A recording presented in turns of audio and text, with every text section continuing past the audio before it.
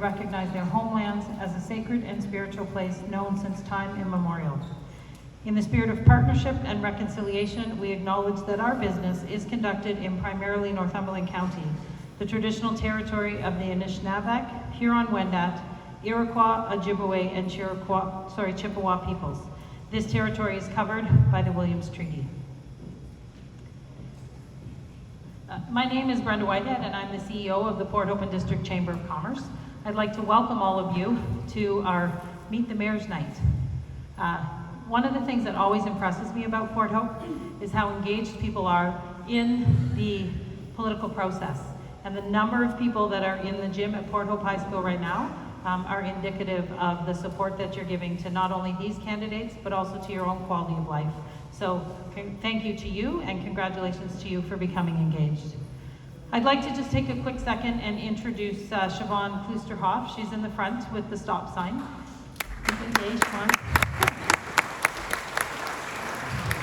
Siobhan is our membership and community engagement lead. She's also the official timer tonight, so she'll be the one holding the stop sign up to make sure these guys know when it's time to stop. We also have 3 board members in the room. We have Debbie Nightingale from Haute Goat, Rhonda Cook from Primitive Designs, and Jessica Dodd from the Beamish House. Yep. Thank you to the 3 of you. The other thing I'd like to do is just take a pause, and if I could ask that the candidates in the room from Ward 2, if you could just stand. Those of you who are running for council in Ward 2, if you could stand at your spots. Thank you.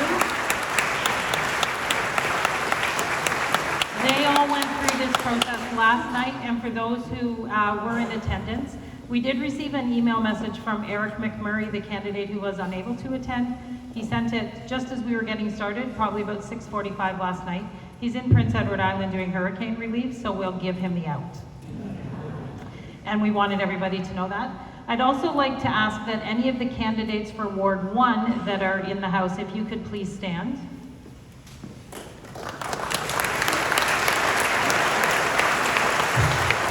There's a fair number of them here. It will be their turn tomorrow night. So if you're looking to hear what the 11 candidates for 4 positions have to say, this is the place to be tomorrow night. So thank you to all of you who are stepping up to take on a leadership role with the municipality. It really is a challenge that should be acknowledged, and you should know that the business community appreciates the length you go to make the quality of life better within our community. So thank you to all of you who are standing.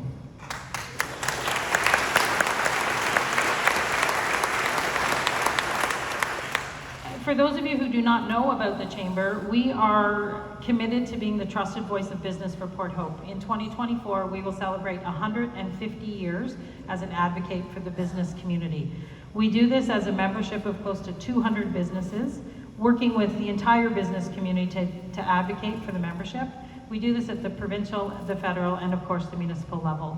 So the candidates that are being presented right now, they become our colleagues as we work to make sure the business community is well represented and also treated, fairly and with respect. We did send a number of questions to all of the candidates that relate specifically to the business sector. Questions around growth, development, economics, agribusiness, they were all included. The submitted answers can be found on our website. So if you go to www.porthopechamber.com, there's a little button that says Municipal Election 2022, and all of the candidates who submitted their answers are there. Some of the questions tonight have been developed specifically for individuals based on those answers they submitted to us. So you might have questions about the question. You'll find the answers if you go to the website. If anybody does not have access to the internet and would like copies, just make a quick call to the Chamber. We'll print them for you. We just didn't want to print a whole bunch of copies off and have them here. So you can check them out on your phone while you're in the space if you have the data to be able to do that, or you can call us and we can print your copies, no problem. Okay? All right, the only other thing I ask is that everybody turn your cell phones off, or at least the ringer. It can vibrate all you want, we just don't want to hear it. There's a lot of people in the space, and if everybody's phone goes off, it will be nothing but distraction for our 4 candidates that are here tonight. And now I have the distinct pleasure of introducing our moderator for tonight. Jacqueline Pennington is a known supporter of the community, which includes the Chamber of Commerce. She is an advocate when needed and a definite community builder. We'd like to thank Jacqueline for taking on the role of moderator, and I will hand the mic to her.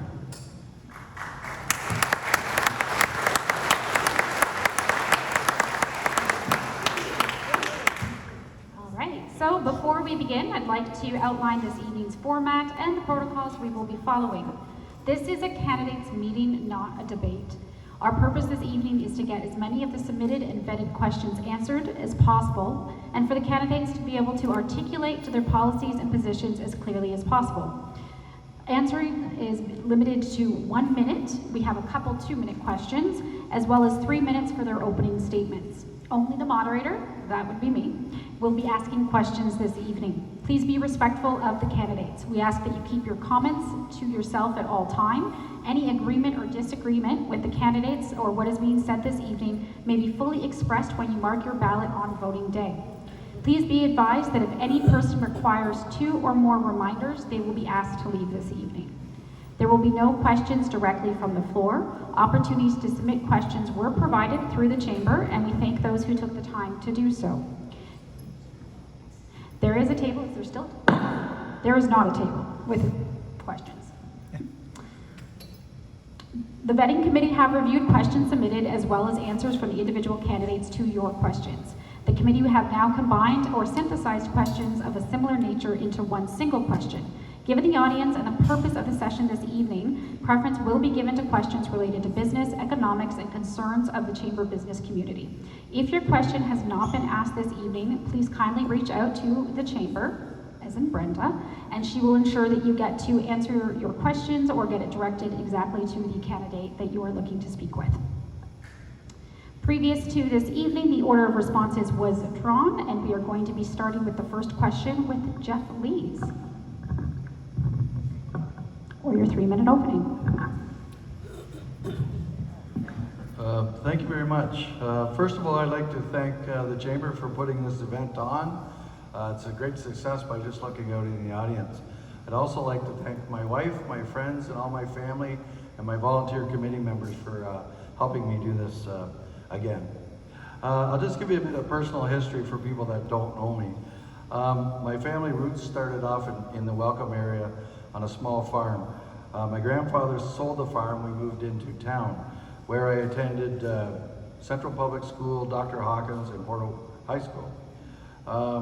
My wife and I have raised our son Garnet. He's now 30 years old, and moved on to another community, and I'm not quite happy with that either. I've been active member in the community for many years. I've taken on a lot of roles. I was in the Kinsman Club of Port Hope for over 30 years. I've been a member of the Royal Canadian Legion for over 17 years, and I honestly believe every member of council should be a member of the Legion. That's the least we could do. I've been a volunteer of the Port Hope and District Agricultural Board. I've been a member of the Big Brother Association for many years. I've received the Big Brother of Ontario in 1999. I've coached several levels of hockey, baseball, very active in sports. I've received several municipality civic awards several times. I'm the recipient of a Paul Harris Rotary Award from the Northumberland Sunrise Service, and also a big supporter of Capital Arts Center. Just for a bit of council history, I've been on council since 1997, 25 years. I've been in the position of deputy mayor for one term with Linda Thompson. I've worked with 4 different mayors, 5 different CAOs, and 7 different councils. I picked up a lot of good information, and I've picked up a lot of not so good information. I've been chair of the Ganaraski Region Conservation Authority. I've been chair of the Parks and Rec Development Committee and a member. I'm currently, my past duties was chair of corporate services. I've been chair of public works. I've been on the labor committee, accessibility. I've sat on that. I've sat on budget. I've pretty well sat on every committee except for finance, and I sat on the budget committee with that. A lot of the things that I've been doing in the last few days and last weeks is running around, knocking on doors. We're all very busy, and I know we're all being pulled in different directions from many different organizations and community members. So I give you all credit for stepping up, my fellow competitors, for this position. Congratulations to you all for stepping up. Okay, thank you. Thanks a lot.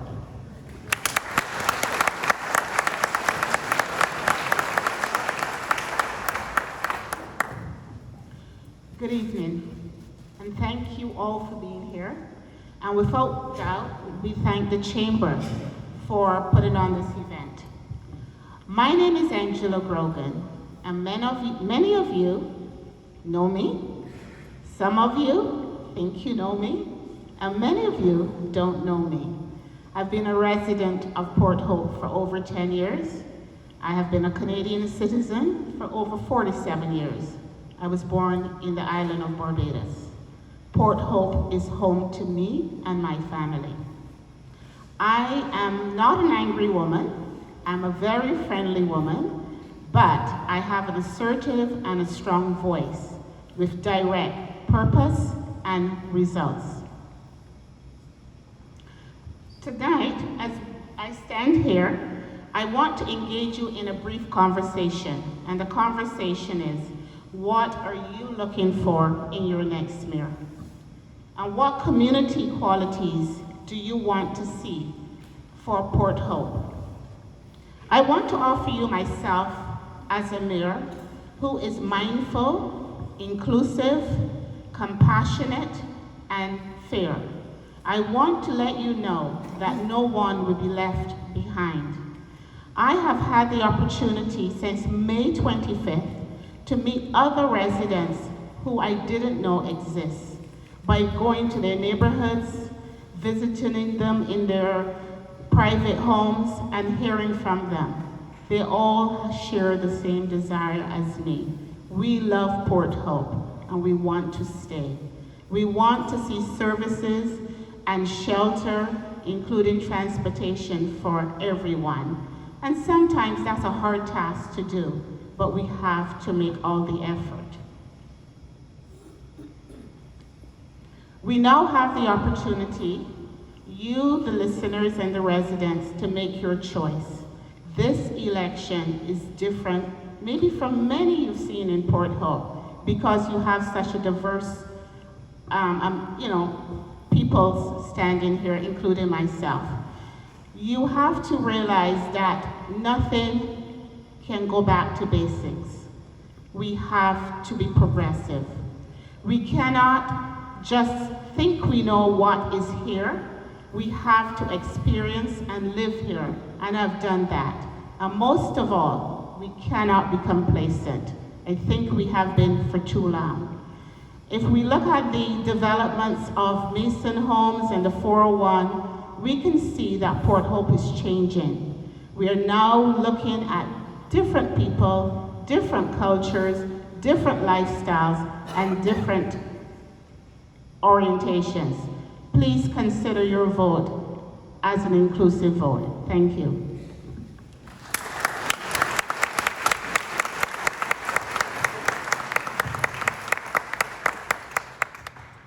Hello everyone, I'm Elena Hinkevski, and thank you very much to the Chamber and everyone else for being here. I want to talk about what's motivating me to become mayor for Port Hope. It's really down to one thing: public service. I wish to serve this community, to plan and build for the future with energy, intellect, passion, compassion, and steely determination. I'm not representing the agenda of any particular group or neighborhood. I'm here for all of the people of Port Hope. Everyone gets an equal vote, and everyone gets an equal voice. I have got a very unique toolkit, a leadership toolkit to make a difference. I'm a political scientist who has worked 25 years in the real world of policy and politics. I would like to apply the concepts I have explored in over 7 academic books and 200 publications to the practical issues of Port Hope. While I have worked with and across different levels of government, I have also inspired this community to take bold action, bringing together 150 volunteers to bring 31 Ukrainian families into this community, providing them with housing, transportation, food, and other kinds of supports. It's given us very important insights and lessons on what can be done in the community by the community. I'm a catalyst for bringing people together. I know what it means to do evidence-informed and community-engaged decisions. I am proud to have been approached by national and international governments to work on COVID-19 recovery, socioeconomic health recovery. I've worked across a variety of different issues, from aging in place, homelessness, accessibility to small business, rural health, mental health, residential school survivors, active transportation, and violence against women and children, just to name a few.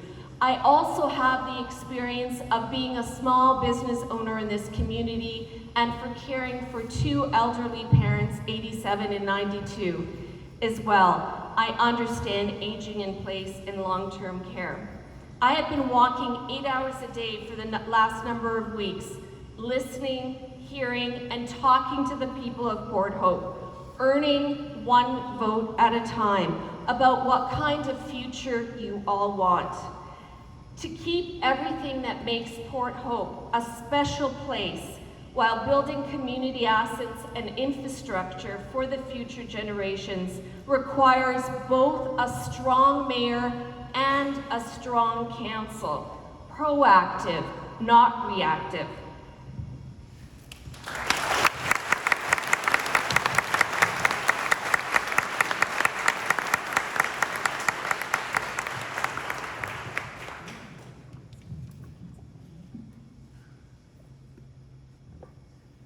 My name is Lori Carr, and I am running for mayor. A mayor needs to be totally invested in Port Hope. Not only do I own 3 successful businesses in Port Hope, but I have spent 20 years on committees, task forces, working groups, and council. A mayor needs to understand municipal politics. There is a learning curve, which takes at least 2 years. You don't wake up one day and decide that you should be mayor. As a current councillor, I have spent the last 4 years chairing finance, audit, and budget committees, and serving on the police and library boards, listening, learning, and preparing myself for the mayor's role. A mayor needs to understand business. Being a CEO is not new territory for me. I own 3 businesses in Port Hope. We are at a turning point in this election, and we need a mayor who is ready now. We need to take a far more aggressive stand on affordability. My plan is to work collaboratively with all members of council and staff to implement a municipal services corporation for economic development. We need growth, but we need managed growth, using our bylaws and our official plan. I will lead a team to stand for a community which allows land use development that embraces our natural environment, our downtown economy, our agricultural lands and resources, and our families looking for affordable housing. Collaboration needs to start at the council table. A culture of inclusion, communication, and collaboration is a culture that thrives. Let's do this. I will start a mayor's roundtable. Representatives from agriculture, heritage, planning, arts, environment, and more will create a consultancy of engaged residents. And by the way, outside consultants need not apply. Our community is asking for change. We need some new approaches around the council table, and we need a mayor with experience, a proven CEO, a mayor to hit the ground running.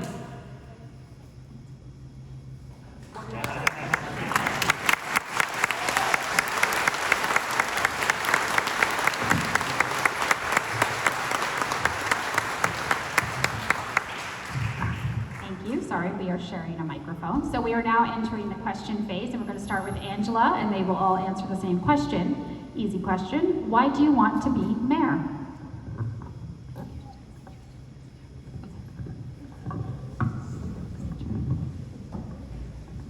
Thank you for the question. I've been asked that question, and I always say, why not? I want to be mayor of Port Hope because I see a vision for Port Hope, becoming a more productive, proactive, engaging inclusion of many people's industries and opportunities. I want to become mayor of Port Hope because I feel that right now, and what I'm hearing, we're stagnant. We need somebody with fresh eyes. I have corporate experience. I've run 3 corporations. I've run a real estate corporation. I started my own Caribbean supermarket and it became successful in Toronto. And I'm also very accessible to my neighbors. I'm a helping hand. We need a mayor who is comfortable in engaging with people and who can move among the people at all levels. We need a mayor who will move us forward, who's proactive, and one who is not afraid to take the risk.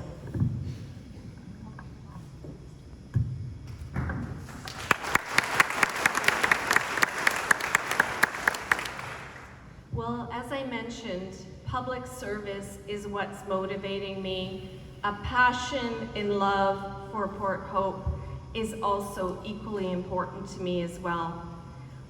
We have heard at the doors walking that people do want change. They want a new chapter for Port Hope. The leadership experience I have is vast. I've worked across different levels of government. I know what we can do for Port Hope. And don't we deserve better leadership, new ideas and perspectives for our future? And as a former competitive figure skater, I love the line of Wayne Gretzky, skate to where the puck is going, not where it has been. Thank you.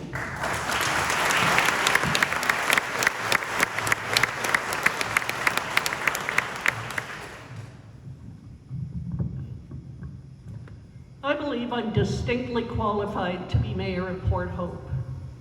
My experience in finance, my financial acumen, my work with the police board, my work with the library board, my work with various community groups has given me a broad understanding of Port Hope, its residents, the citizens here that are so engaged, and the need to engage community.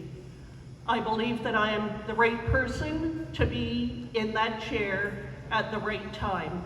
We need somebody who is prepared from day one. There is so much that needs to be done, and we can't sit back and wait to learn the process. We need somebody who's ready now.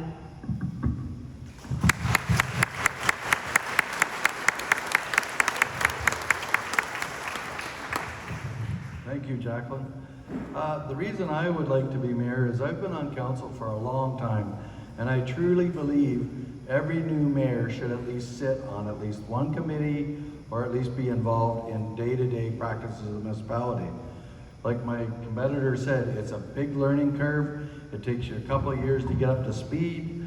We've got a lot of we are going to see new faces on council for sure, with people stepping up and people not running again. So there is change coming. I don't want big change. I love the municipality the way it is. Change is great, but I want to improve things. Change is a great big word, but improvement is even a better word. We have a great community. We're lucky to have rural and urban mixed together.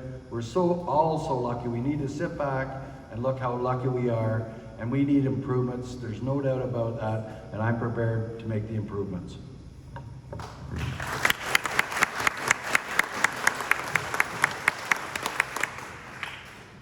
It is often said that small business is the backbone of a community, and here in Port Hope that is particularly true. What's your view on how the municipality can support small business to ensure their footprint continues to grow? And we're going to start with Elena.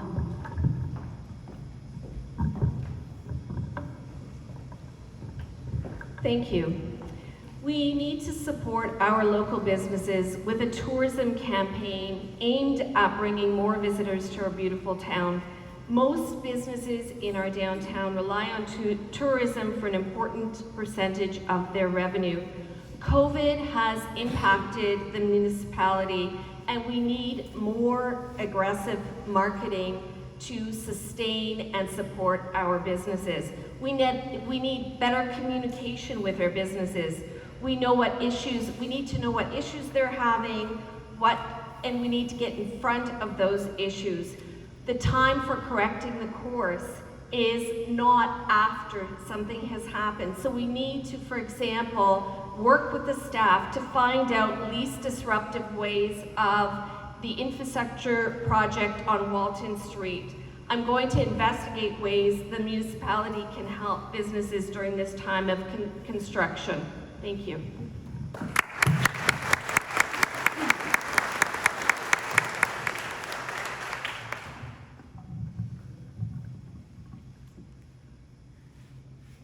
There was a council decision made back in 2014 or 2015 that disbanded the Economic Development and Tourism Department. That was a really bad decision. And every business owner in the municipality, whether they be urban or rural, is paying for that bad decision.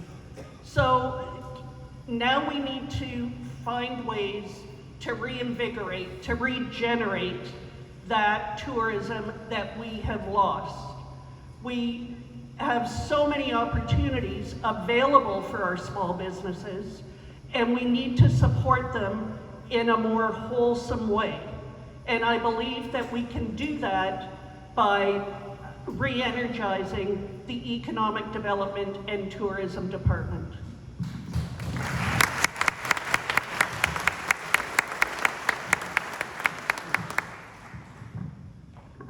Small business is one of the major backbones of this community. As we all know, COVID was hard on every business. We were very lucky to come through on the main street and other businesses. We didn't lose a lot of businesses. And I give all the small business owners credit for hanging on and doing the best they could during a tough time. As a municipality, I think we need to work better with the HBI, the Chamber, make a relationship between the municipality and them a lot stronger. There's a lot of concerns out in the municipality about small businesses. And one thing I've always noticed, we're not really proud of our small businesses.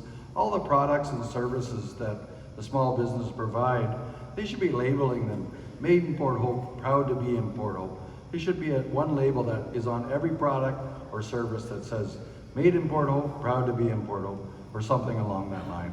I think we need to be more supportive of our small business.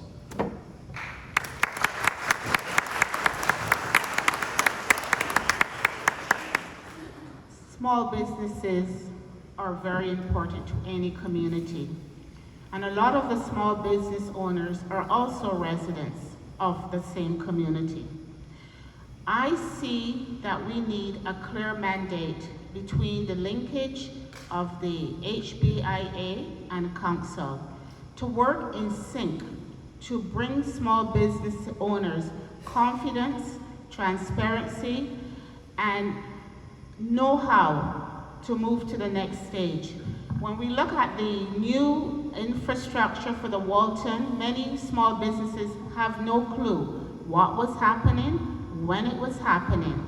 And I believe that as a mayor and as a municipality, we owe them a duty of care. We owe them a consistent support, and they must be able to feel that when they come to Port Hope, it is not the branding, a small town, but a town that welcomes small businesses and create wealth with them.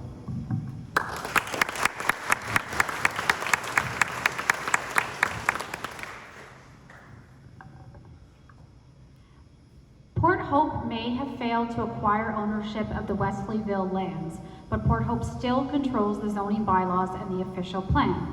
What is your vision for what should and shouldn't happen with the Wesleyville land? And we're going to start with Lori.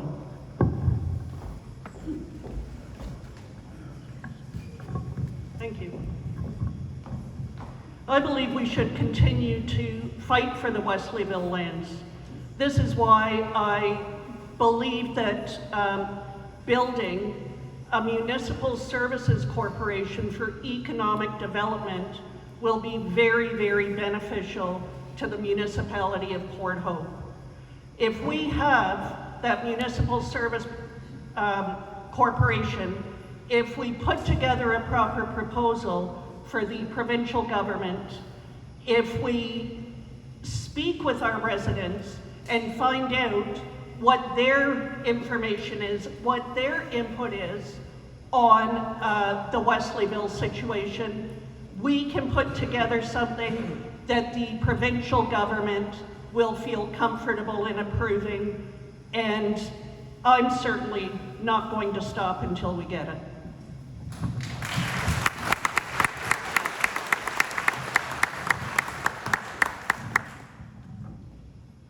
Thank you. The Wesleyville project was really heartbreaking that we didn't get it. All of council, we worked on that for a long time, and we were heartbroken at the last minute. I still think we should press forward and try to find industrial land, but as far as the Wesleyville land, I think we have to put things in place that protects the farm and the woodlands that are in that area, because farmland, as you know, we're losing 300 acres a day in Ontario. So we have to protect our farmland, we have to protect our woods, our marshland in that area. And you know what, we'll continue to press to get the industrial area. We'll put, you know, rezoning in place that will help keeping the industrial area in the industrial area. And also we have to look at infilling. There's areas in Croft Street that are, you know, there's been lots there for years that have been empty. And I think we have to change the zoning and take the employment standard out of it and get businesses in those areas.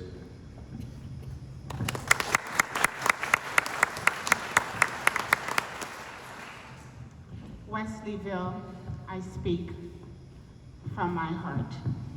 I don't think we could have afforded that debt and passed that on to property owners. We don't know why the deal failed, so it's not my knowledge to stand here and tell you that we deserve to go after it. What I know for sure, that we were borrowing money that we can't afford. What I know for sure, that we've borrowed, bought vacant properties, vacant lands, and we just leave them. We're stockpiling properties with no particular direction as to how they're going to be used. We cannot afford an $18 million debt unless we know clearly how we're going to pay it without bringing burden to the taxpayers. As mayor, I will not be going after that. If the province wants to come back and negotiate with us a fairer deal or let me know, then I'll consult with you, the residents, and I will go with you. Thank you.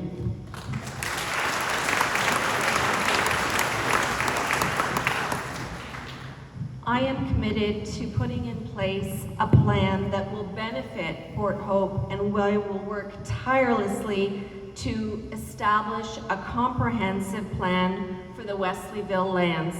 These lands will be an important part of the future of this community, bringing more taxpayers to share the tax burden, more jobs, more opportunities, and to protect important heritage and environmentally important lands and waterways in Wesleyville. It'll be a key in developing Port Hope's waterfront and to provide recreational areas for our community. But we don't just only need a good plan, we need good leadership. We need persuasive leadership that understands how to work and negotiate with the provincial government.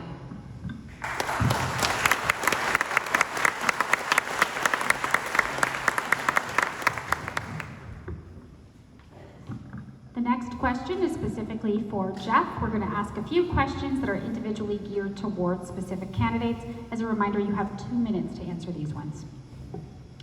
Jeff, you clearly stated in your plan that there's a couple of departments that need to be reorganized. Can you tell us where you see this needed and how will that create efficiencies or cost savings?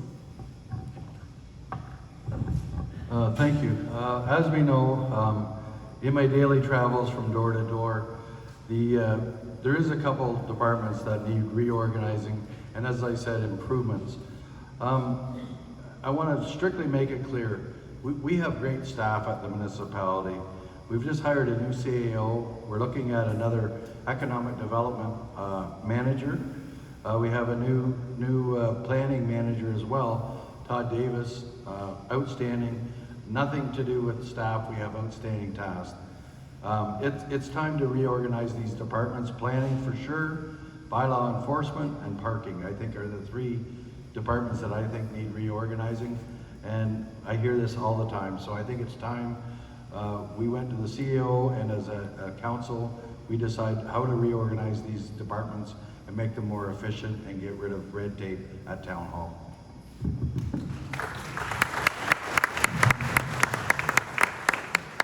Angela, this is your question. You mentioned that businesses are finding growth difficult because of a lack of talent. What ideas do you have to attract that talent to the jobs and the local community?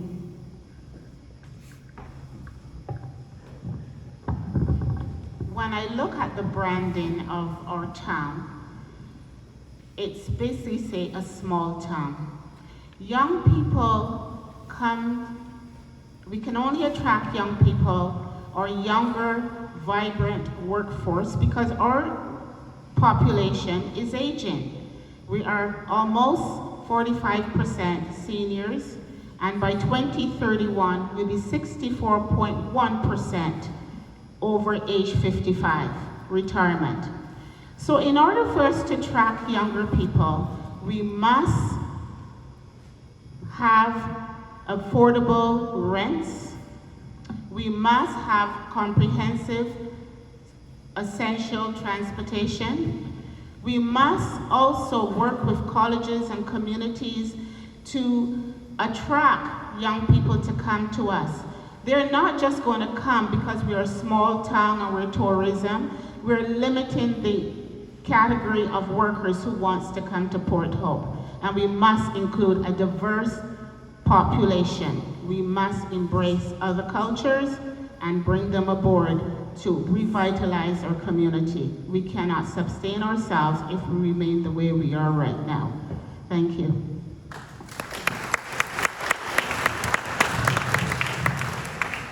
Alana, this next question is for you. You stated that for Port Hope, the limited tax base and growing demands to provide new services in emerging areas of priority make a comprehensive economic development approach essential. Can you share with us 3 priority components of this economic development approach and its importance? Sure, okay, I'll repeat it. You stated that for Port Hope, the limited tax base and growing demands to provide new services in emerging areas of priority make a comprehensive economic development approach essential. Can you share with us 3 priority components of this economic development approach and its importance?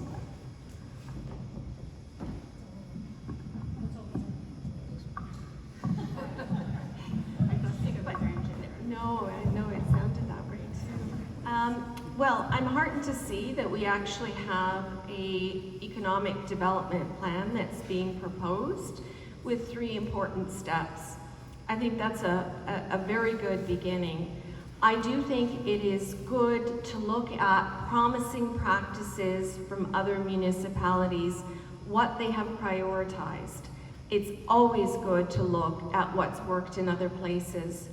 For Port Hope, I do think that we're going to have to look at drawing in new industry that's complementary to that which already exists here. And of course, agriculture is a very big component of that. We're going to have to make sure that industries that come into our community are respectful of and don't pollute us.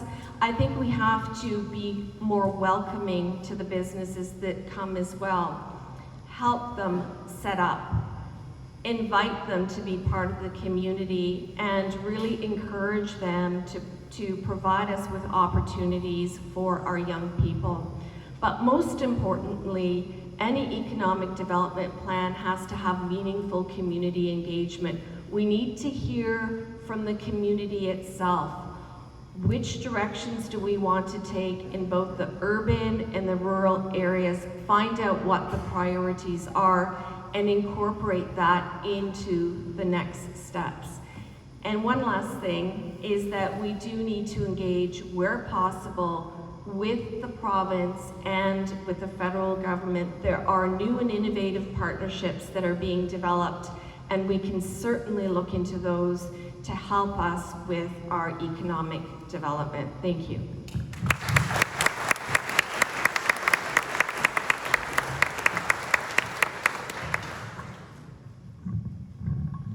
Because Lori, as you guessed it, you're next. When asked about economic development approaches, you mentioned advocating for Municipal Services Corporation targeted towards economic development. Can you explain what this vision is for short and long-term gain?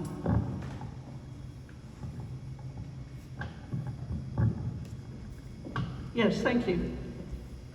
A Municipal Services Corporation it's an overarching corporation that will allow us to put as the members residents of this community with their specific skill sets who can sit at the table. It's an arm's length corporation that is seated with people of our community. They will be volunteers, and they will prepare for council, for decision by council. They will prepare proposals that will answer questions like, as Angela mentioned earlier, different properties that the municipality owns that need to be addressed. Something needs to happen to some different properties that we have here. The Municipal Services Corporation would outline what they present is the right solution for that property.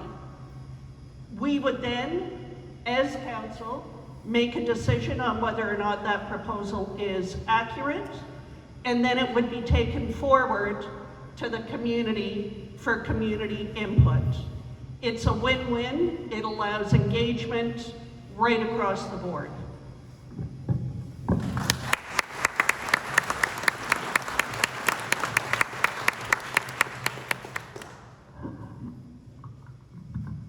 Next year we're investing in a cordless mic. Okay, so we are back to the questions that we are asking all the candidates, and as a reminder, you have a minute to respond to these ones. If you received $1 million gift and/or grant to be used how you as mayor personally felt, what would you do with it and why? And we're going to go back to Angela.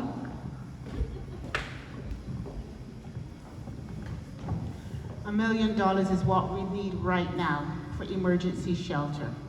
So I would go straight to emergency shelter because we need to have the lens of compassion for the vulnerable people who don't have shelter right now. And that's something that I think we keep confusing with affordable housing. We keep talking about affordable housing, but we're not looking at rents. We're not looking at people who need assisted housing. We're not looking at people who are on our West Beaches right now. So I would use my $1 million immediately to bring emergency shelter to the many people who are outside.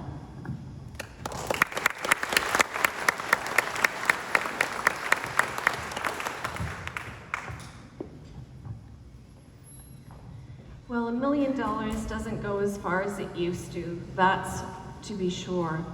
I also would prioritize looking at ways to ensure that nobody is left behind in this community. And I would start by having a community roundtable and asking, what are the priorities? Because I believe that housing, accessible, affordable housing, is one part of the solution. There are many things that are also linked to that, whether it is the health aspects of our community, whether it is access to certain kinds of services for people that are suffering from substance abuse and addiction, whether there are folks in our community experiencing violence in their lives. We need to have a comprehensive approach, but that approach needs to be community driven. The community needs to set the priorities because we have so many demands currently. Thank you.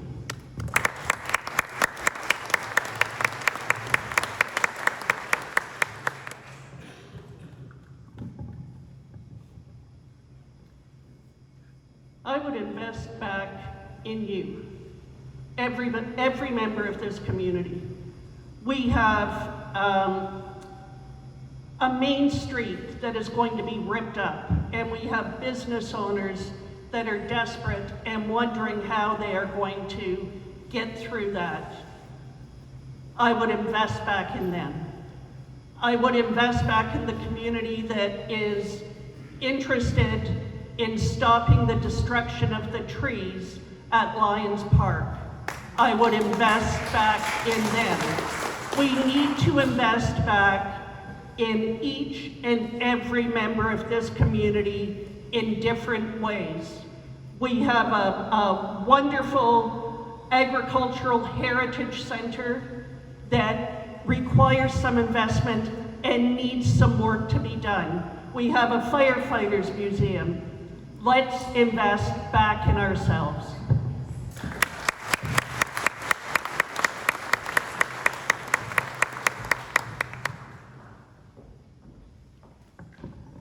Thank you. $1 million, like my friend said, isn't a lot nowadays.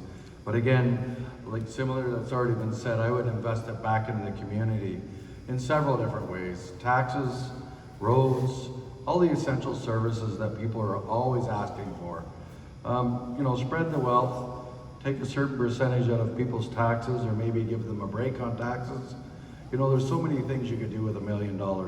Spread the wealth amongst everybody, give everybody an equal share. Try to help out as many people as we can in the community. There's lots of things we could do with $1 million, but it's only going to come, $1 million is only going to come from the provincial or federal government. I don't know where this other million is going to come from.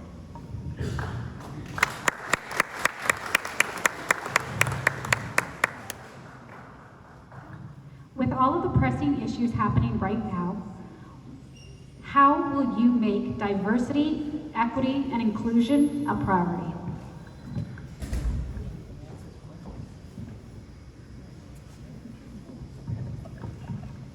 Well, it's been a priority in my working life for over 20 years, so it would be quite easy to start to think about ways in which to apply it to Port Hope. But I would start with joining the Coalition of Inclusive Municipalities. This is a network that brings together municipalities that want to improve their policies against racism, discrimination, exclusion, and intolerance. They work on promising practices to eradicate exclusion and promote social inclusion and promote human rights and diversity. I would think about developing a strategy in this space, and also to commit to taking actions on truth and reconciliation in the first 90 days of becoming mayor of Port Hope.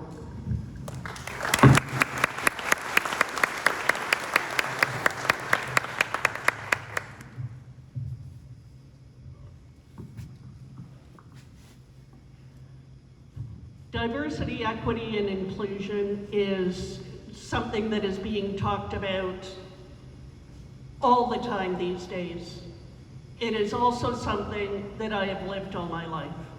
I'm a member of a community that is not the norm, shall we say. And that is something that if you have a lived experience, you understand how to embrace that community and embrace any other communities that feel that they are somewhat marginalized or feeling that they're not included. I think that diversity, equity, and inclusion should be a mandate. We should have a community group that it becomes their mandate totally as to what they will do. Thank you.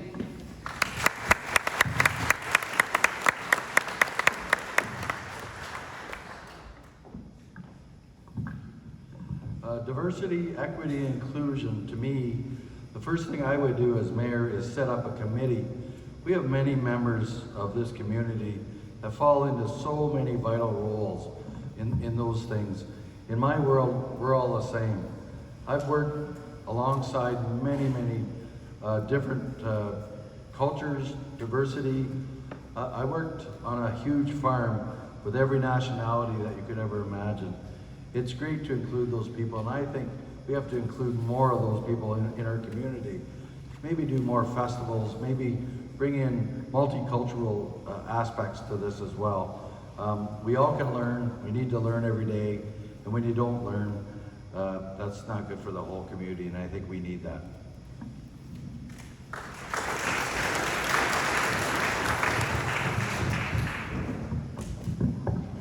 I am diverse, equity, and inclusion.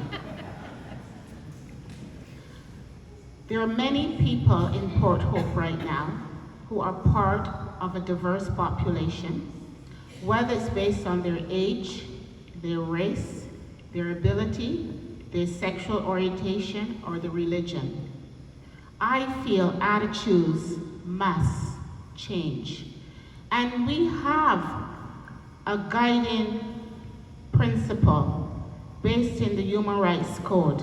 It is in our language, it is in our accessibility, and it's in our exclusion that is going to make diverse equity and inclusion important to Port Hope.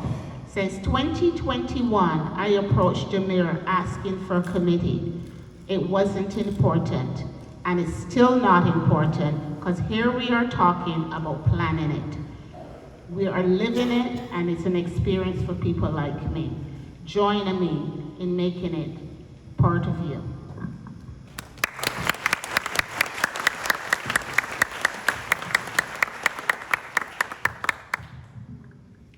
Exclusionary zoning policies prohibit multifamily housing units to be built on properties in which single-family homes are currently situated.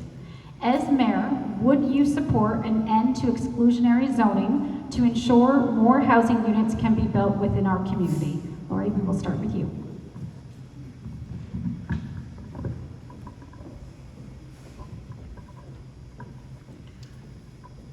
Recently, council passed some bylaw amendments, and it is allowing additional residential units on single properties.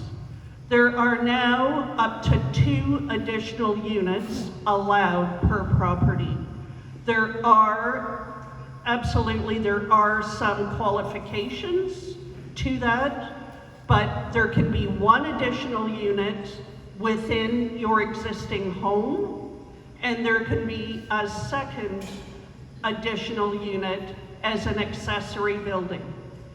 We have the opportunity, it will allow for infill, and it is wonderful that we can build our community, and this is available in both the urban and the rural wards.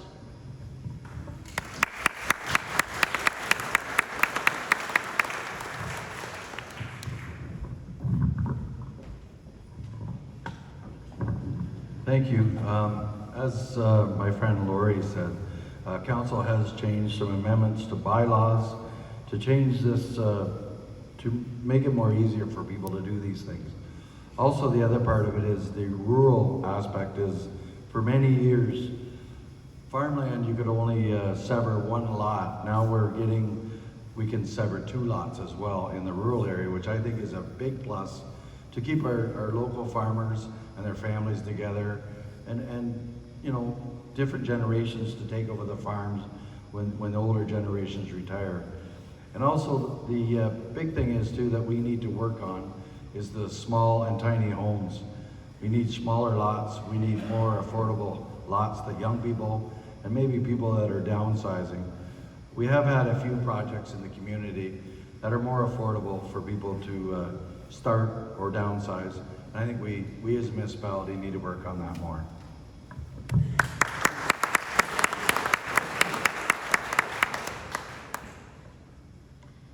I always find it almost unbelievable that we keep focusing on housing in only one sector.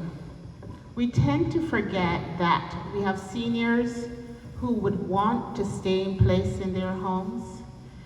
We forget their young families who are leaving here and going elsewhere because they can't find affordable rents.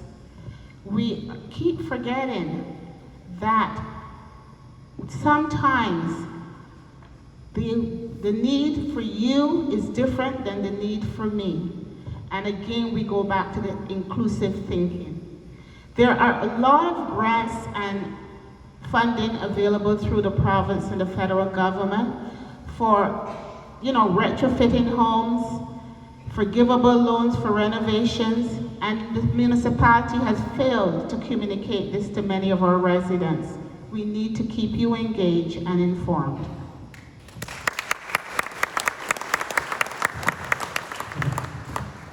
I think we have many opportunities for housing options. Secondary units are one of them.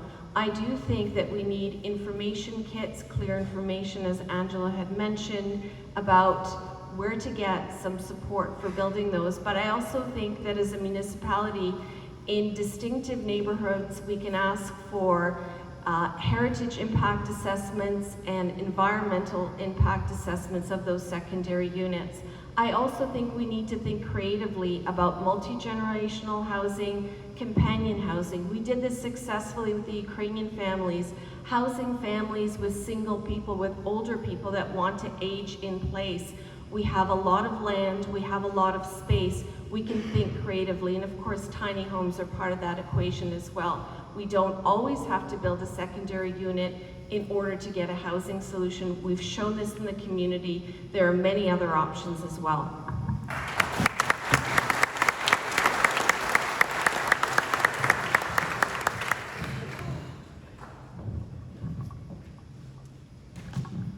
Residents and businesses often raise concerns about the cost of living in Port Hope.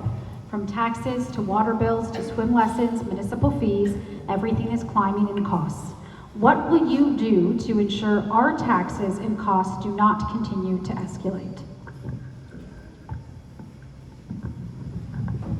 Thank you very much.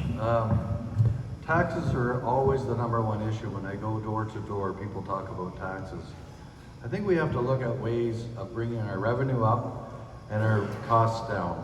I mean, a lot of corporations forget to ask the frontline workers, where are there places that we can save dollars? We need to attract more businesses, industrial, commercial for sure. That will help offset the cost of taxes. Taxes are always going to be #1 on every election I've ever seen. Taxes are always #1. We have to learn how to, again, look at ways of saving money, look at ways to cut costs, look at our staff and ask them, in the places like planning, if we did more planning, better planning that serves the public better, we could make a lot more money at that, as well as bylaw enforcement. We only have 2 bylaw enforcement people. Those are ways to save money. Thank you.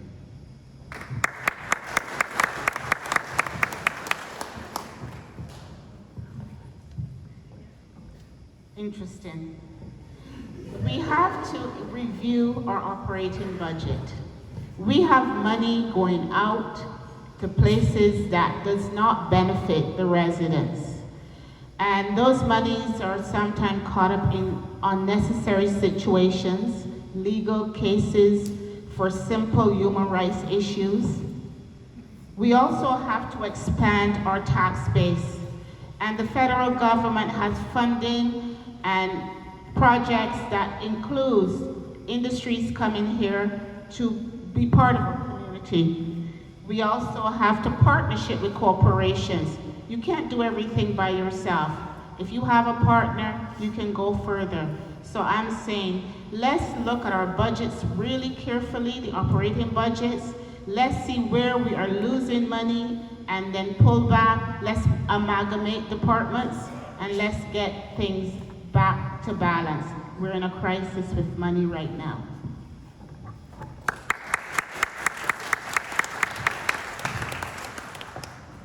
One of the key things that I hear door to door is, how are my tax dollars being used? There isn't transparency, there isn't information. We need to make that available to every citizen of Port Hope. Of course, we have to diversify our tax base. We need to think about leveraging more provincial and federal monies. We only get 10 cents back on the dollar for every tax dollar we pay in our municipality. We also need to get creative, grants, other opportunities. We can bring more money into our community to pay for activities and projects and other kinds of services. So I will not promise to cut taxes. It's not a realistic promise. What I promise is that there will be transparency around how taxes are spent and creative solutions to bring more money into our community.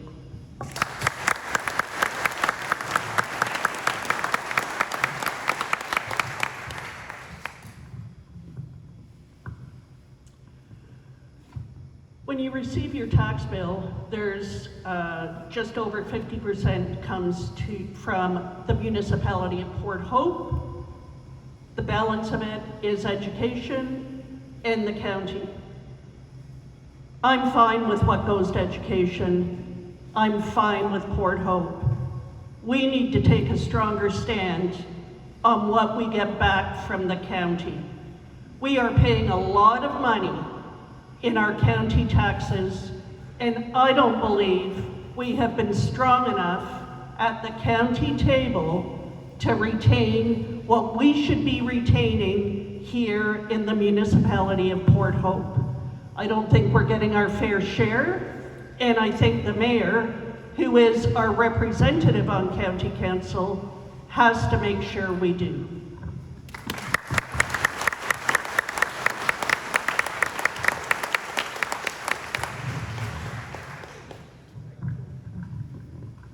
Filming in Port Hope is considered an economic development benefit.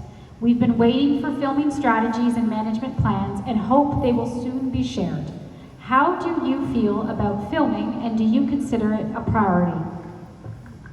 Angela, we're starting with you. The arts is very important to any revitalization of a community.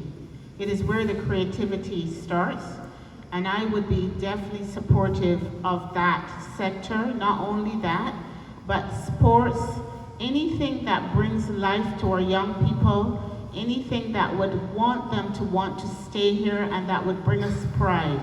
So when we look at the arts, the filming and movies and stuff, when Port Hope is displayed before the world, we feel a sense of pride.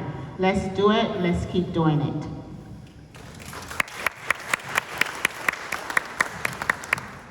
Yes, absolutely. I am supportive of the film industry coming into our community, but what I also would like to see is a liaison from the municipality that can clearly work and negotiate with the film industry. Make it easy for them to come, make us a place that they want to come to, also inform businesses of the plans and inform citizens very clearly about what's happening during the filming. It doesn't have to be disruptive. It can be very beneficial to our community.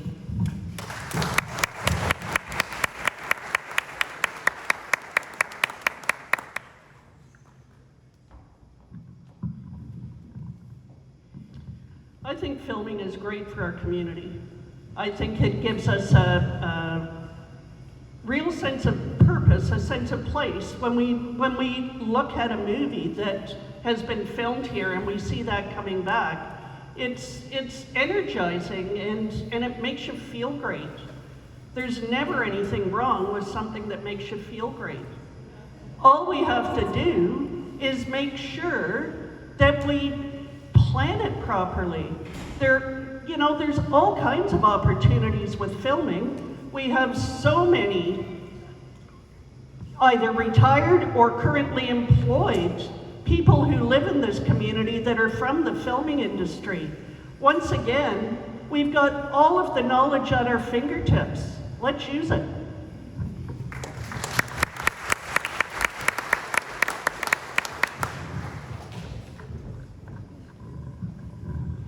Thank you. I'm also supportive of filming in Port Hope. We can't always take filming as a general revenue. We have to look at it as a bonus when they do come. But we have so many assets here that filming industry they like our heritage, they like our people. I just want to make sure it doesn't inconvenience our residents to the point where they can't get in their homes, they can't get the services they need every day. But again, it's all about planning. We need to plan better. We need to have maybe a committee that looks at filming, works with the filming crews, work with the filming people. And like Lori said, I agree with her. We have a lot of talented people that are in that industry here. So and again, I'm sorry, Lori, but I agree with you. We need to use the talent that we have here and bring more movies into Port Hope. It's great for the community.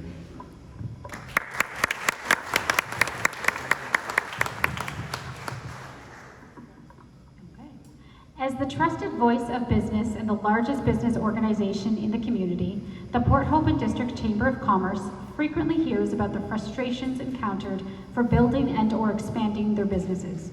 What do you see as the biggest barrier to development, and how will you tackle those if elected?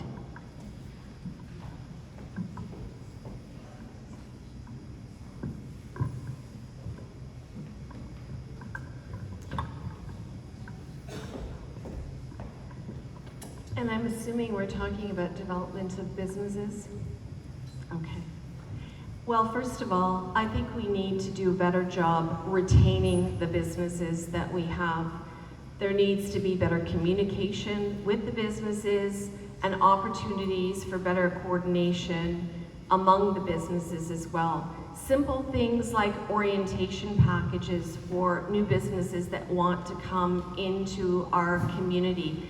Information about where to go, how to streamline processes.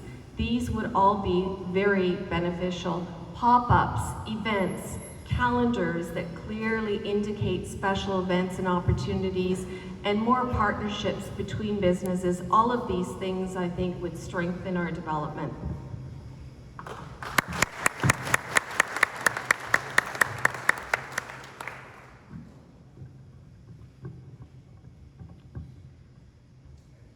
Development hasn't been something that we've been doing really that well lately. So we need to get a better understanding of it. Whether it's development of properties, whether it's development of businesses, we're not doing a great job. So it's clear we have to improve on that. We need to engage all of our partners in this. We need to take a look at our department that handles development and see why we're not being as effective as we should. We need to recreate that economic development department that we lost a number of years ago. There's a number of things that we can do that will make business more readily available in Port Hope.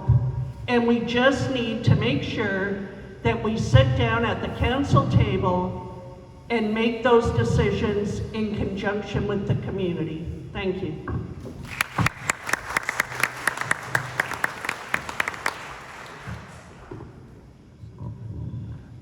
Business improvement and development has always been a concern of mine. As previously stated, I think a lot of hindrance to business and development or any of that kind of thing has been hindered by, and I hate to say it again, our planning department. Our planning department really needs to be improved.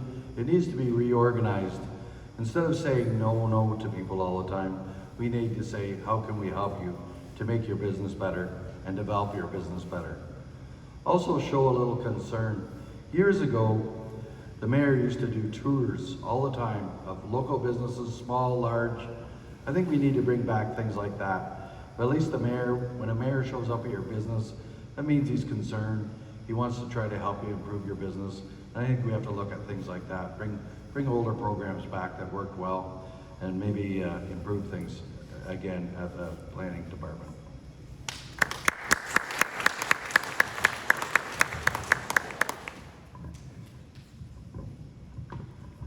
We have to stop limiting our business sector to just the urban area. We have to look at Ward 2 and the farmers, who also are business owners. They needed to be included in our plans. We have to take away the option of vacant buildings, properties having tax exemptions, either partial or full. That encourages vacant properties unless they get the high rents they want. It causes suffering to small business owners. We have to review the process at the planning department. The CAO needs to go in, have a review, and then report back to the new mayor and council as to how we're going to move forward. When a farmer in Ward 2 has opportunities to give employment to people, and he's been constantly frustrated by the process, and meanwhile time is costing him a lot of money, we need to include all businesses. Thank you.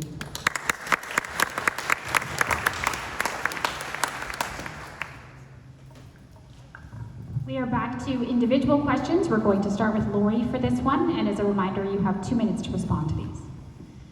You've indicated that of paramount importance this next term of council is the official plan. You've also said the planning process under your leadership will involve the community every step of the way. Please tell us why community involvement is important and what involving all of us will look like.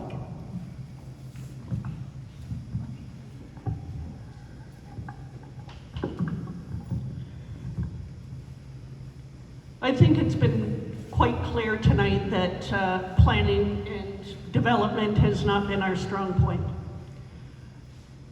We need to change that. Jeff and myself tried to change that 2 years ago, and sadly, we were not listened to.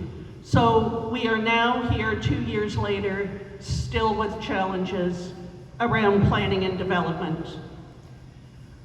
I believe that having the Municipal Services Corporation will greatly assist us in this regard. I think we need planning, I think we need development, and we need good development. We need to look at what it is that we're developing. We need to preserve our natural and our built heritage. We need to preserve our agricultural land and our resources, but we need to develop in the right areas. This is where the official plan is so incredibly important. It's our 10-year roadmap. It's what will guide us as to how we build this community for the next 10 years. If our official plan is properly prepared in conjunction with community consultation every step of the way, and by the way, that is a legal requirement from the province on doing the official plan. So it's not something we can say we're not doing. Community engagement is required, and that way everybody buys into the end result.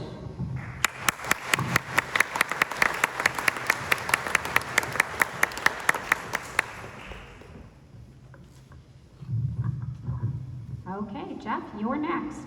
Better advertising and more events to attract people to businesses outside of the downtown core was your suggestion for how the municipality can support other businesses that again are not within the downtown core.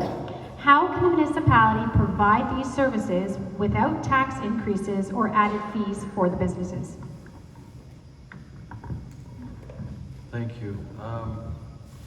As was stated, we seem to focus a lot on the downtown core. There's many businesses outside the downtown core that need our help. You know, we need to focus more on those outside businesses, including in the rural area. You know, the more time you spend out in the rural area, the more time you recognize that we've got such great businesses out there. They need to be highlighted. Maybe set up tours, maybe set up festivals, more in the rural area. We don't seem to do a lot in the rural area, and I think that needs to improve a lot. More festivals for things out there I think will help. That'll bring people to the rural area, let people discover the rural area. Also on the outer edges of town where other places are, do events there, do festivals in those areas as well. There are spaces to do that. So we need to attract all kinds of people to all those different areas of municipality because they're all important to me, they're all important to you, they're important to our taxes and our tax bases. Thank you.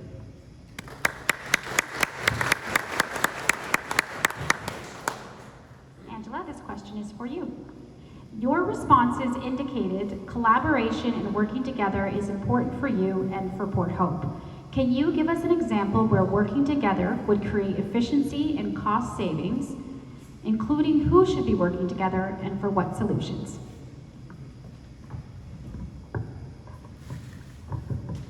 Since this question relates to businesses, I would say the Chamber of Commerce has a responsibility to work with the BIA and with the HBIA.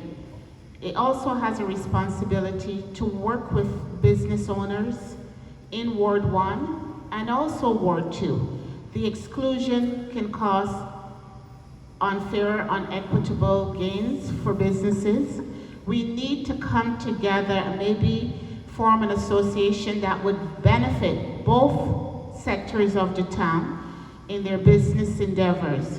And most of all, we have to make businesses a place that local residents want to shop at. We need a variety of services downtown that would meet the needs of each other.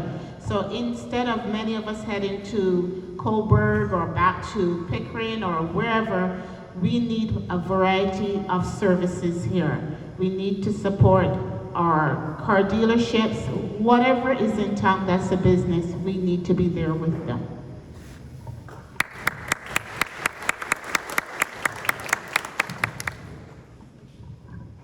As you might have guessed, this question is for you. You mentioned that the first priority for agricultural and rural businesses is to protect agricultural and farming land. What does that look like, sound like, feel like for Port Hope, especially with proposed subdivision and other growth coming?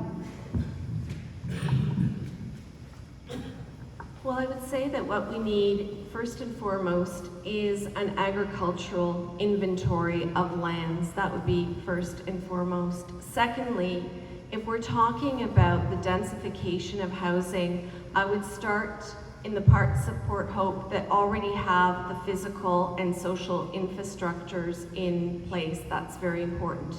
If we are talking about then developing new businesses in the agricultural sector, I would say that we need to do two things. One is find creative solutions to keeping family farms afloat. And the farmers themselves have very good ideas about what they need for that to happen. We also need to think about Loyalist College and the new agricultural programming and jobs that it may produce for us, and technologies in the agricultural sector, whether it's through artificial intelligence, vertical farming, and other kinds of innovations. But we need to listen to those who live in the rural community and tell us how they would like to see that development. And no development without community consultation, no development that's going to eradicate the aquifer or our natural assets.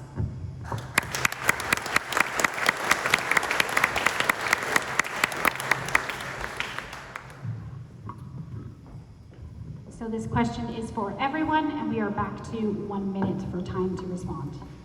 And we'll be starting with you, Jeff, on this one. What is your process for making decisions that will either outlive your term or deal with an issue that is perhaps has bigger implications? Examples would be trees at the Lions Center, Walton Street reconstruction, heritage designations, etc.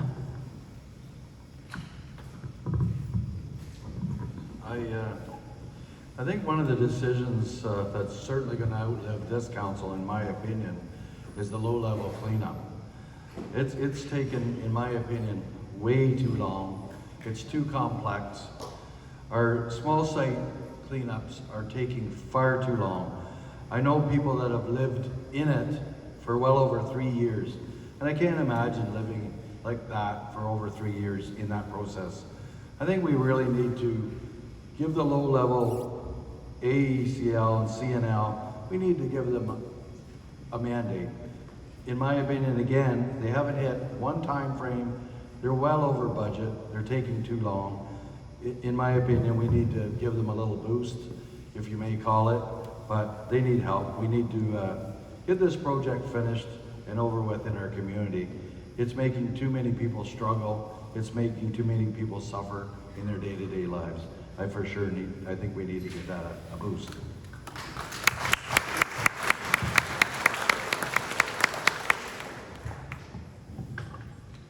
I think to sustain anything that we attempt to do, we have to first involve people, because people would carry on as people move on. We have to also form partnerships, and we have to use education as a stepping stone to teach people where next to go. We cannot hold information to ourselves in secrecy and expect that our residents and ourselves would know what is expected or what is next. So what I'm saying is engagement, partnership, and setting a framework that will continue any plans that we have made.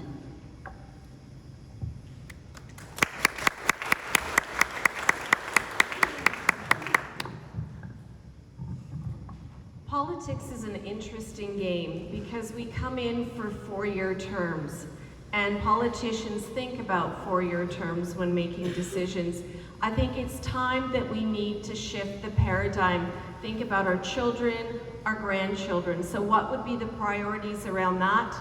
Climate action, sustainability, trees, for an example. One of the first things I would do is to actually declare as a municipality legal personhood for trees and for the Ganaraska River, to give them legal standing moving forward for generations. I would absolutely protect the heritage of our buildings. As a heritage homeowner myself, I understand you're a caretaker for a particular period of time, and I would immediately declare a climate emergency for Port Hope and take the actions so that Port Hope remains Port Hope for generations to come, not just for the next 4 years.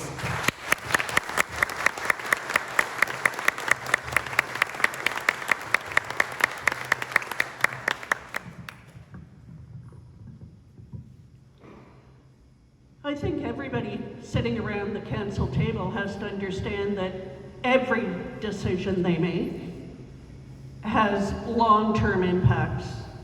There has been many things that have been done in previous times that we are talking about here tonight.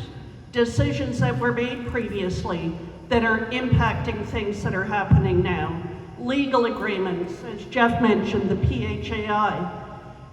Various different agreements that are made, they last, they're long-term, and we need to make sure that when we make decisions, we are making decisions for people who are 8 as well as 80, because that's the impact that decisions have.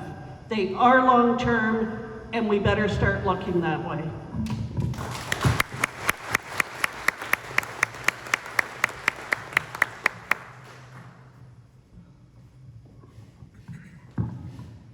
So this will be the final question for this evening. And Angela, we'll be starting with you for this one. And will be proposed to all candidates. How are you uniquely qualified to fill the role of mayor? What specifically sets you apart from these other wonderful candidates? Thank you. I'm a decision maker. I look at situations, I put people first. I believe that we cannot run any policy, any improvements without first valuing the people that elected us, valuing their needs, and trying our best to put them first.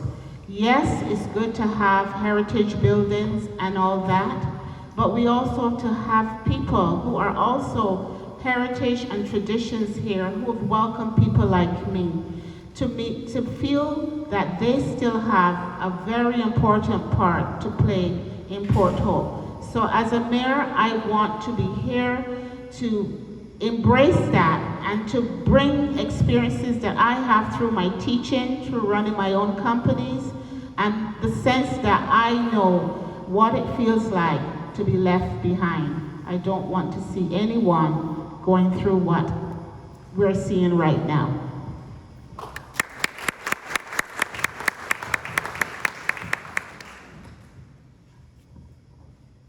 I have incredible energy and a very strong work ethic and passion and compassion, but most importantly, I actually know how governments work at all levels. I train people to go into municipal politics. I've worked at all levels, including internationally. I know the world of public policy. I know how to get policies developed, to evaluate them, to monitor them, and to move forward. I'm often referred to as an ideas entrepreneur. I know how to make decisions that are informed by evidence and by community engagement. I have done that for my entire professional life. And I know where to find money in creative ways that can benefit this community. I've also led large-scale organizations, various staffs. I've trained, I've educated, I've brought about individual organizational change. I can meet people where they're at and move them forward, and I know I've got the skills to make a difference.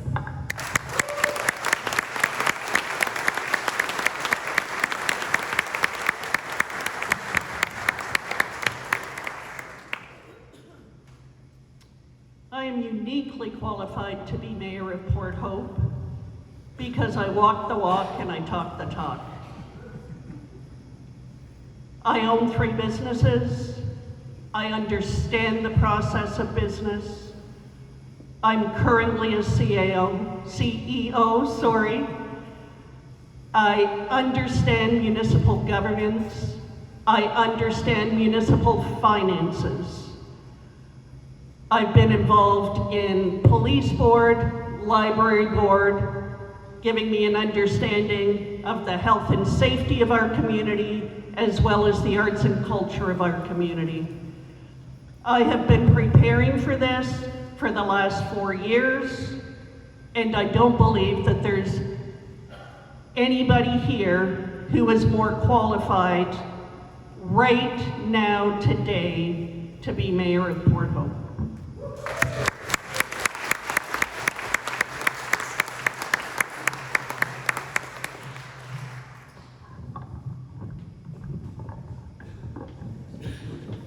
Thank you very much.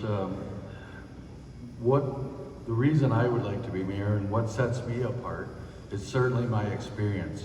I've experienced every portion of Port Hope. I know all the nuts and bolts. I know how staff works. I know how they don't work. I know how the efficiencies can be made up. And I'm active in the community. I've always been out and supported pretty well every committee, every organization that I possibly can.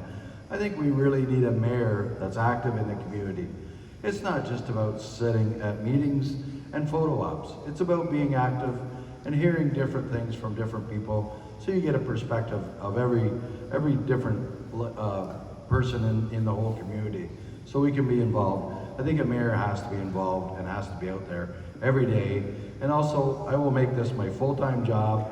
I will have daily hours at the town hall, and I will be there and treat it like a full-time job.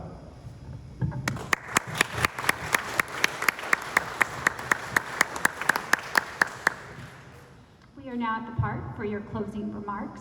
We will be starting with you, Elena, and we actually now have 2 minutes for them to respond to this.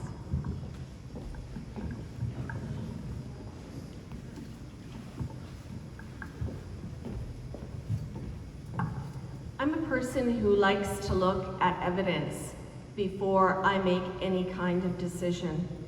And when we look at any successful organization, they rarely bring people from within to make change and to make progress. If you want to make a difference in this community, we need new ideas, fresh perspectives, and 25 years of leadership experience. I've got the knowledge and the skills and the competencies to come into municipal politics, to take on this leadership role and to make Port Hope better. I believe that we really deserve a new chapter for Port Hope. The old style of politics needs to be replaced by a new, energetic, strong, dedicated, and passionate mayor.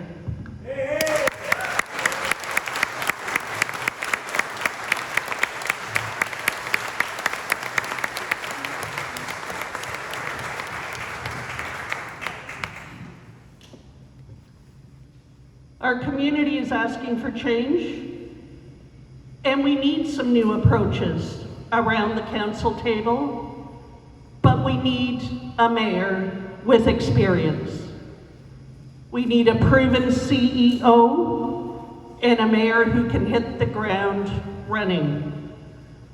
I'm hearing collaboration, consultation, community, culture, communication, climate, and there's one more C.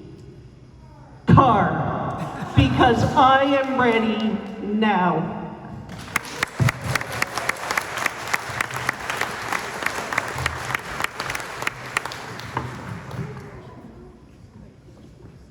Thank you. I think it all comes down to experience. I think your municipal leader has to be ready for everything that's going on in the community, not just a few things. We're very diverse. We have lots of projects on the go, and I think the mayor that takes over has to be ready to take on those projects and have the knowledge of those projects and the community at all times. I think a mayor needs to think about everyone in the community, not just certain groups.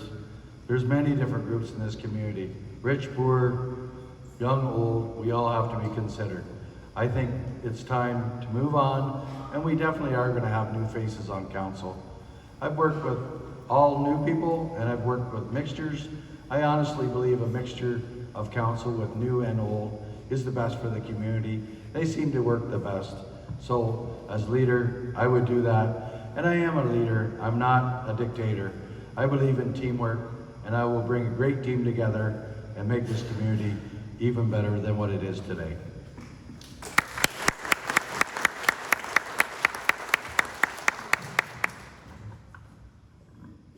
Change is scary, but the alternative of no change is scarier.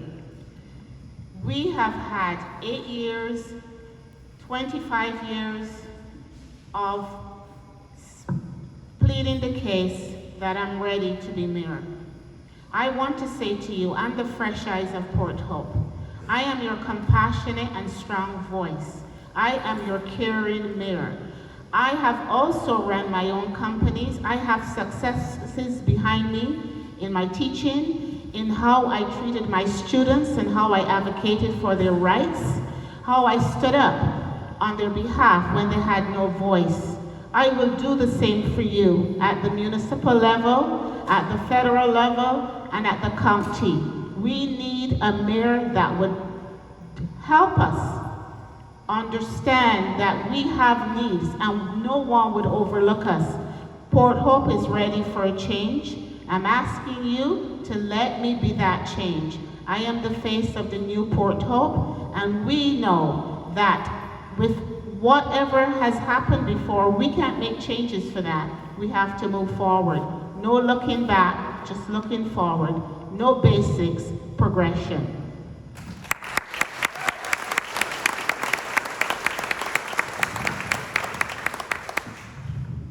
Thank you for those very passionate and thoughtful responses, and that wraps up this segment. We will bring back our CEO of the Chamber of Commerce, Brenda. Hi, everybody. It's a lot of information to take in about an hour and 45 minutes. Remember that we do have answers to the questions we sent them, which have triggered a lot of the questions tonight. We also have another meeting tomorrow night where you can meet all the Ward 1 candidates and talk to them about what they can bring to the table to represent you. I'd like to say thank you to the 4 candidates. We ask you to stick around for a quick photo so we can, social media the world and let them know who our candidates are. And we'd like to thank all of you for coming. It's been an interesting evening, lots of information. Please tell all your friends about it. I do see some people that are filming, so we may be able to find out about a link that they're going to post it to. And we'll share that through our Chamber of Commerce Facebook page. So thank you all very much and have a fantastic rest of the evening. Oh, and thank you to Jacqueline. Can we give a nice round of applause to Jacqueline for volunteering her time to lead this session tonight?